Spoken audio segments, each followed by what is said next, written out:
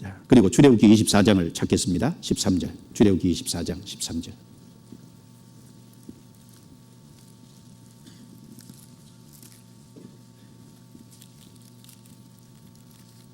(24장) 13절입니다.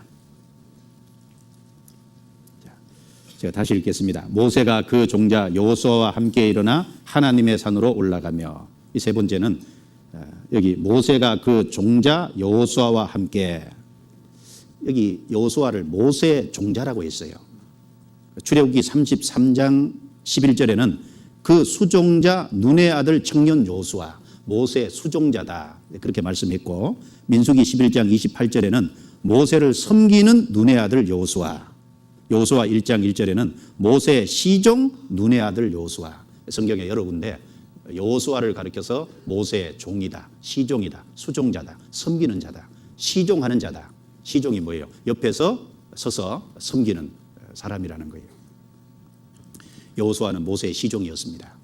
하나님께서 여호수아에게 경험하게 하신 것이 뭐냐? 겸손의 자리, 그리고 섬기는 훈련을 특별히 여호수아에게 하신 것입니다. 그것도 여호수아는 모세 곁에서 40년을 했어요. 여러분, 작은 시간이 아닙니다. 40년 동안 모세 옆에서 모세의 시종자, 모세를 섬기는 경험, 모세를 섬기는 훈련을 한 겁니다. 한 사람이 다른 사람을 섬긴다는 것은 쉬운 일이 아닙니다. 회사의 직원이 사장님을 섬긴다는 건 쉬운 게 아니죠. 가까운 비서가 사장님을 섬긴다는 것은 쉬운 것이 아닐 겁니다. 일단은 섬기려면 사장의 마음을 잘 헤아려야 되잖아요. 그리고 사장과 마음이 뜻이 안 맞으면 자기를 굴복할 그런 의지를 가져야죠. 사장하고 뜻이 안 맞으면 사장의 뜻에 자기 생각을 굴복시킬, 그것이 돼야 될 거고, 그리고 사장이 지시하면 순종할 마음을 가져야 될 겁니다. 그리고 사장이 무엇이 필요한지 필요를 잘 살펴서 채워주는 그런 역할을 해야 될 겁니다. 섬긴다는 것은 쉬운 것이 아닌 거예요. 40년 동안 여호수아가 옆에서 모세를 시종하고 모세를 섬기고 이렇게 한 것을 보면 여호수아는 틀림없이 겸손의 사람입니다. 겸손하지 않으면 그 일을 못 감당했을 거예요. 교만한 사람이면 금방 충돌되겠죠. 그러면 그 일을 감당할 수 없습니다. 특별히 대학생 시절에 훈련 받아야 될 것 중에 하나가 뭐냐? 섬기는 훈련을 받아야 될 거예요. 다른 사람 밑에서 섬겨보는 것이 필요한 겁니다. 그리고 겸손의 자리로 내려가는, 그래서 그런 훈련이 필요한 거예요. 하나님은 모세에게 모세의 수종자 여호수아로 말미암아 그 일을 경험하게 하셨습니다. 그리고 다른 사람을 섬겨보지 않으면 섬기는 사람의 어려움을, 다른 사람의 마음을 잘 헤아리지 못합니다. 어떤 부유한 가정에 태어나서 어떤 항상 섬김만 받다가 이렇게 살아온 사람은요, 다른 사람을 섬기는 것을 잘 못해요. 다른 사람의 마음을 잘 헤아리지 못해요. 왜? 항상 섬김만 받아왔으니까. 이 여호수아가 40년 동안 모세를 섬기는 가운데 섬기는 사람의 어려움, 다른 사람의 마음을 헤아리는 것, 이런 것들을 배웠기 때문에 실제로 가나안 땅에 들어가서 정복전쟁 중에 지도자로서 그 일을 할 때, 일꾼으로 쓰임받을 때 실제로 여호수아는 그것이 많은 경험이 됐을 겁니다. 다른 사람의 마음을 헤아리고 다른 사람의 마음을 이해하고 다른 사람을 섬기는 것을 어떻게 하는지 너무나도 잘 알았을 거라고 생각을 합니다. 그리고 이 여호수아 입장에서 한번 생각해 보면 모세는 하나님께 쓰임받는 너무나도 귀한 일꾼이잖아요. 그 하나님께 쓰임받는 일꾼 옆에서 그 일꾼을 섬길 수 있다는 것은 그건 축복이고 기회입니다. 왜입니까? 하나님이 쓰시는 일꾼을 옆에서 섬기는 것은 그 옆에서 섬기면서 뭘 배우겠어요? 모세는 하나님과 대화할 때 친구처럼 대화했다 그랬습니다. 하나님과 친밀한 교제하는 것을 여호수아는 보고 배웠을 겁니다. 그리고 모세가 백성들을 헤아리는 마음, 그리고 모세의 넓은 마음을 옆에서 배웠을 거예요.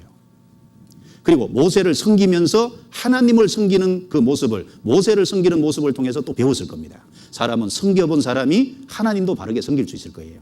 부모를 섬겨본 사람이 영의 부모인 하나님도 섬겨볼 수 있잖아요. 그런데 부모에게 함부로 하는 사람은 영의 부모인 하나님께도 함부로 할 수 있거든요. 왜냐하면 어떻게 섬기는지 섬김의 방법을 모르는 거예요. 부모가 뭘 좋아하는지 모르거든요. 그 사람은 당연히 하나님의 마음도 못 헤아리고 하나님이 뭘 좋아하시는지 모르게 돼 있거든요. 그래서 이 하나님의 일꾼으로 쓰임받는 사람을 옆에서 섬긴다고 하는 것은 특별한 기회고 큰 축복이 되었을 것임에 아마도 틀림이 없을 겁니다. 성경 찾아보겠습니다. 성경 출애굽기 33장을 한번 보시죠. 33장.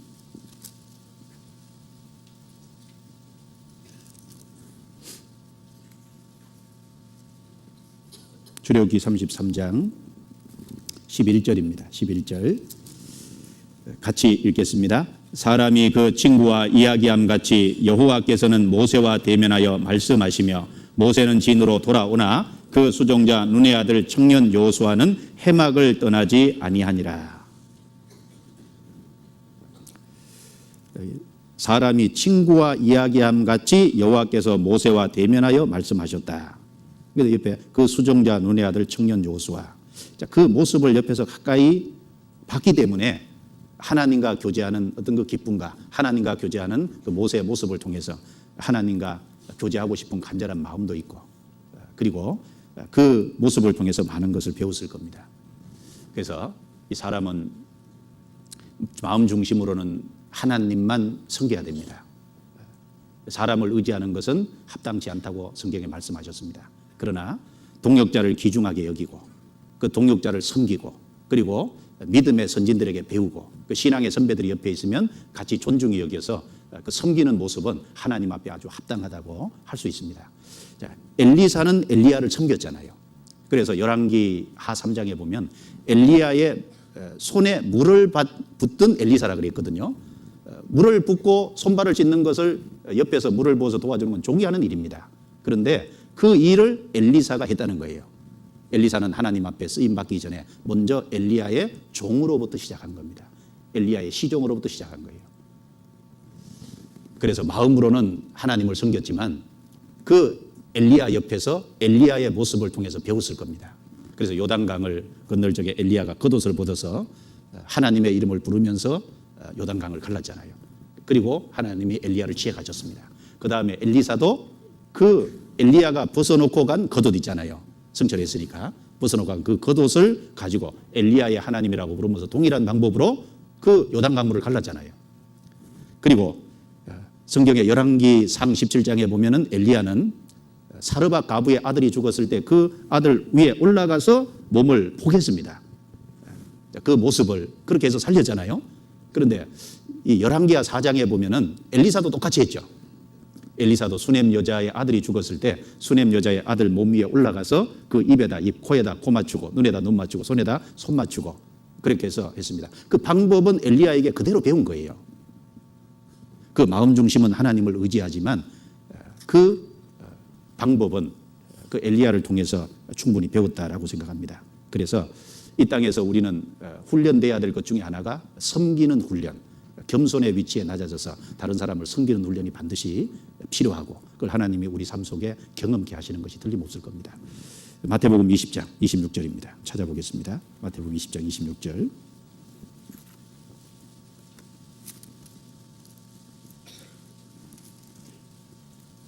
마태복음 20장 26절.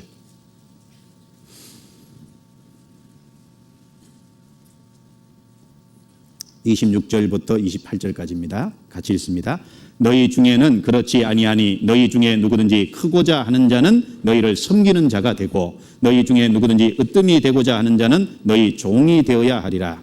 인자가 온 것은 섬김을 받으려 함이 아니라 도리어 섬기려 하고 자기 목숨을 많은 사람의 대속물로 주려 함이니라. 크고자 하는 자는 섬기는 자가 되어야 하리라. 하나님은 먼저 섬김의 자리에 들어가기를 원하셔요. 섬김을 배우기를 원하십니다. 예수님도 먼저 섬기는 자리에 들어오셨잖아요. 그리고 부활 승천하신 이후에 그 섬김을 통해서 구원받은 사람에게서 섬김을 받으십니다. 그래서 우리 특별히 청년 시절에 그런 훈련이 필요하다고 생각합니다.